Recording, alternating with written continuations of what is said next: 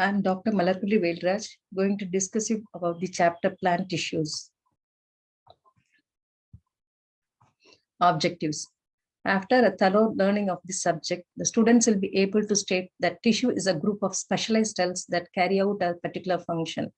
Can be able to differentiate between simple plant tissues like parenchyma, parenchyma, sclerenchyma, and complex plant tissues, xylem and phloem. Can be able to describe the structure and function of parenchymatous cells, parenchymatous cells, and sclerenchymatous tissues. They will be able to describe the structure and function of phloem and xylem tissues. The content are as follows: plant tissue definition, types of plant tissues, meristematic tissues, simple plant tissues, complex plant tissues, and functions of plant tissues. Coming for the definition, tissue is defined as a group of cells having similar origin, structure, and function.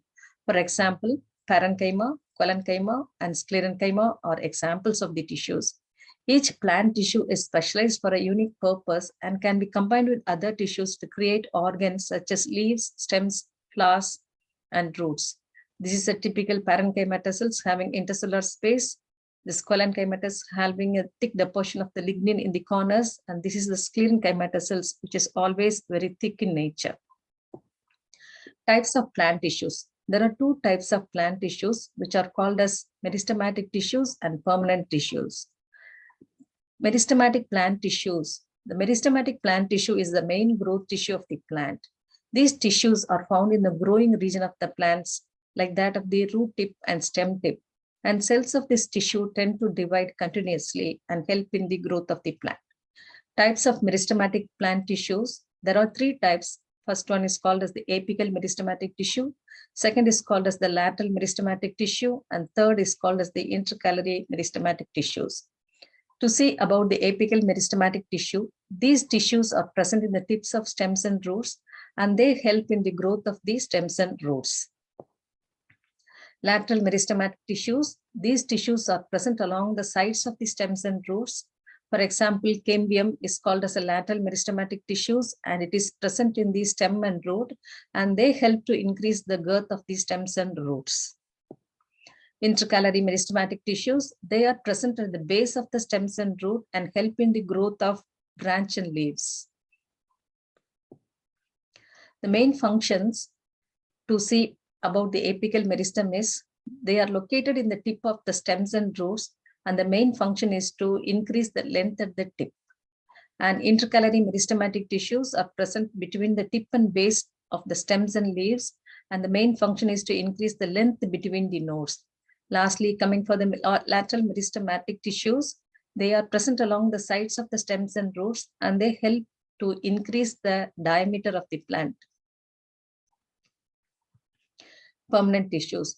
Permanent tissues are formed from meristematic tissues, and they do not divide and have permanent shape and size. There are two types of permanent tissues. Number one is called as the simple tissues. Number two is called as the complex tissues. The example of simple tissues are parenchyma, collenchyma, and sclerenchyma. Complex tissues examples are phloem and xylem. Simple tissues. Tissues has a loosely packed, thin-walled cells, and intercellular present is found in the simple tissues. And these tissues are commonly called as the parenchyma. And when the parenchyma cells contain chlorophyll, they are called as sclerenchyma, which is present in the leaves, and they aid in photosynthesis. Some of the parenchyma contain large air cavities, and they consist of air within the cells. And the parenchyma is present in the hydrophytes plants, and they help to float the plant in the water. So this is a typical diagram of the parenchyma. This where the chlorophyll pigments are present inside the parenchymatous cells and are called as the chlorophyll. And when these cells, when the parenchymatous cells are filled with the air space, they are called as the parenchyma. Types of parenchyma, again, it is called as parenchyma. To see individually about this parenchyma, in hydrophytes, that is in water floating plants, the intercellular space between cells become wide and filled with air. Such a parenchymatous tissue having large air space is called as parenchyma, and they help in gaseous exchange and provide buoyancy to the plant. To see about the chlorenchyma, when the parenchyma is richly supplied with the chloroplast, it is called as chlorenchyma. They are found in the mesophyll part of the leaf, and they are present in sepals, phylloclades, phyllodes, cladodes, etc. And its function is photosynthetic since it consists of chlorophyll. Collenchyma. This tissue is composed of elongated cells with less intercellular space. The cell walls of the cells are thicker at the corner due to the presence of lignin. And these tissues gives flexibility to the parts of the plants and allow easy bending. Apart from this, the tissue mainly provides mechanical support to the small parts of the plants. Sclerenchyma. This tissue is composed of long, narrow, dead, thick-walled cells, and the cell wall contains lignin, which provide hardness to them. No intracellular space can be seen in the sclerenchyma, and they provide hardness and strength to the plants of the plant to the cell walls, as in case of walnut and seed coat, etc. This is the longitudinal structure of a sclerenchyma, where we can see a clear-cut lumen and thick wall cells. And here we can see the pits with a thick wall with lumen. Coming for the complex tissues, there are two types of complex permanent tissues, which are called as xylem and phloem. This is the typical diagram of the xylem. And here in the xylem, the cell walls, there is no end walls between them. And they are made up of thick cell wall, which consists of lignin. And there is one-way flow of sap, and water minerals is being conducted through these xylem vessels. And this is the structure of the phloem. And here you can see the cell with end walls and perforations. And they also consist of the thin cell walls made up of cellulose. And there is two-way flow of sap, and water and food materials is also being conducted through phloem. Xylem. Xylem consists of tracheids, vessels, xylem parenchyma, and xylem fibers. The tracheids and vessels help in transport of water and minerals from roots to all the parts of the plants. The xylem parenchyma stores the food materials, and xylem fibers helps in support to the plant. The various xylem elements are as follows. They are xylem tracheids, xylem vessels, xylem fibers, and xylem parenchyma. Xylem tracheids, they are lignified and dead cells with bordered pits. They help in conduction of water in plants, especially of pteridophytes and gymnosperms, and provide mechanical support to the plant. The xylem vessels are long and tubular with lignified cell walls, and the cross walls at both the ends dissolves and form a pipe-like channel. And they help in ascent of sap in angiosperms. The xylem fibers, they are long, narrow sclerenchymatous fibers with the tapering end, and the wall is heavily lignified, leaving a very narrow lumen. And they provide tensile strength and mechanical strength. The xylem parenchyma are thin-walled living cells present in both primary and secondary xylem, and they store food materials. The xylem elements are as follows. They are called as annular, spiral, scalariform, reticulate, and pitted vessels. To see about the annular vessels, a xylem tube or duct with internal lignified rings are called as the annular vessels. Coming for the spiral vessels, the lignin in the xylem tissue forms a spiral pattern down the surface of the tube in the cell wall. The third one is the scalariform vessel. The lignin have thickened bands and arranged like the rings of ladder. And in the reticulate vessels, the lignin forms a pattern in the cell wall as a network of broken rings. In the pitted vessels, cavities can be seen in the lignified cell walls of the xylem. Phloem consists of sieve tubes, companion cells, phloem parenchyma, and phloem fibers. The sieve tubes and companion cells transport food from leaves to all the other parts of the plant. Phloem parenchyma stores foods, and the phloem fibers help in support of the plant. The various phloem elements are sieve tubes, companion cells, phloem parenchyma, and phloem fibers. The sieve tubes transport sugars and nutrients up and down the plants in the sieve cells. The companion cells control the activity of the sieve tube, while the phloem parenchyma provides mechanical strength and also function in the transport of foods to the material. The phloem fibers are flexible long cells that make up the soft fibers for commerce. Difference between the xylem and phloem. Here the xylem is a tissue which are tubular in shape with the absence of cross walls.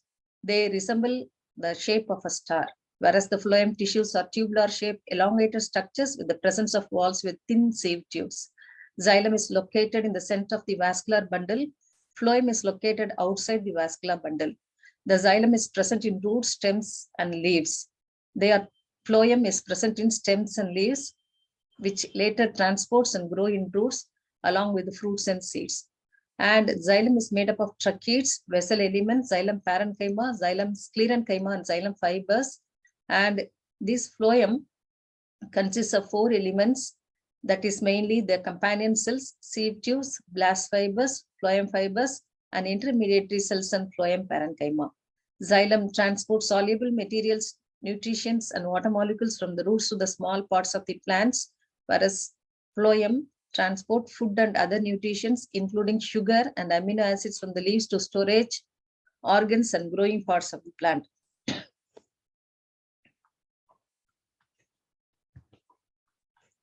And this is the typical structure of xylem and phloem, which consists, that is, the xylem consists of a nucleus in the ground tissue, and the tracheids can be seen clearly. These are the vessel elements with pits.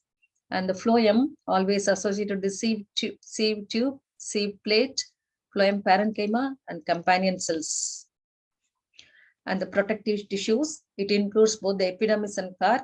The epidermis is usually present at the outermost layer of the plant bodies in leaves, flowers, stems, and roots, and they are always 1 cell thick and is covered with a cuticle. Cuticle is a waterproof layer of a waxy substance called cutin, which is secreted by the epidermal cells. The main function of the epidermis is to protect the plant from desiccation, that is water loss, and from infection. Protective tissue is again called as the cork.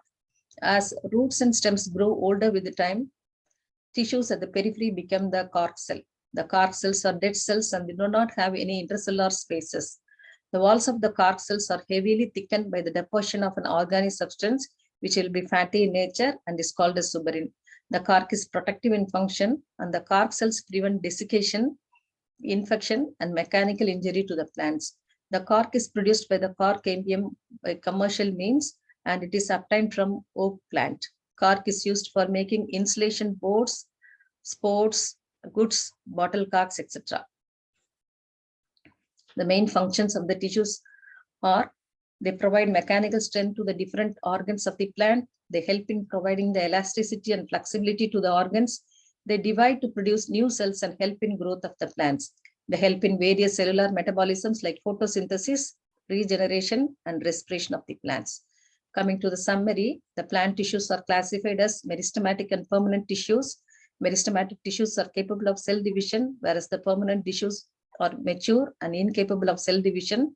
The permanent tissues are again classified into 2 types as simple tissues and complex tissues. The simple tissues are composed of single type of cells, whereas the complex tissues are made up of more than 1 type of cells.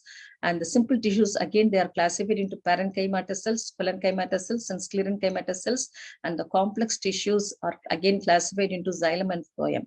Again, the parenchymatous cells are modified into chlorenchyma and arenchyma, whereas the complex tissues, xylem and phloem, are made up of xylem vessels, tracheids, and phloem are always associated with the sieve tubes and the companion cells. Now coming for the question part, say quiz, true or false. The apical meristematic tissues help in the growth of stems and roots. It is always true. The parenchyma contains large air cavities are called chlorenchyma. It is a false statement because parenchyma, when filled with means of air cavities, they are called as arenchymatous cells. Cell walls of parenchyma cells are thicker at corner due to presence of lignin. Yes, it is true. The corner is always thickened due to the presence of lignin. The different elements of phloem include reticulate lignified vessel. It is false because xylem elements only consist of reticulate lignified vessels. Tissues produce new cells and help in growth of the plant. Yes, they always support the growth of the plants. These are my references. Thanks for watching.